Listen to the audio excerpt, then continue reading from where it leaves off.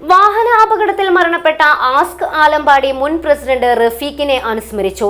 President Gappu ആലമ്പാടിയുടെ അധ്യക്ഷതയിൽ ASK GCC മുൻ പ്രസിഡന്റ് ഇബ്രാഹിം മിഹ്റാജ് അനുസ്മരണ പരിപാടി ഉദ്ഘാടനം ചെയ്തു.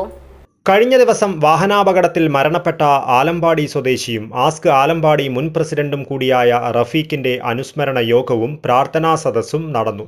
പ്രസിഡന്റ് ഗപ്പു ആലമ്പാടിയുടെ അധ്യക്ഷതയിൽ ആസ്ക് GCC മുൻ പ്രസിഡന്റ് ഇബ്രാഹിം മിഹ്റാജ് ഉദ്ഘാടനം ചെയ്തു.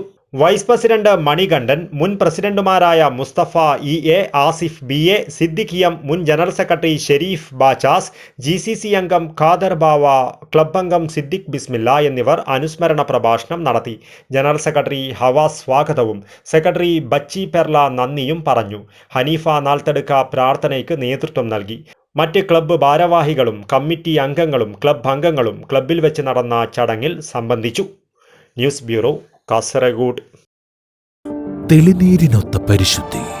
അതിനാൽ ഞങ്ങൾ മനസ്സിലാക്കുന്നു, നിങ്ങൾ അർഹിക്കുന്നു ബിന്ദു ജുവല്ലറിയുടെ അതുല്യമായ ആഭരണങ്ങൾ. ബിന്ദു ജുവല്ലറി, കാസർഗോഡ്, സുള്ളിയ.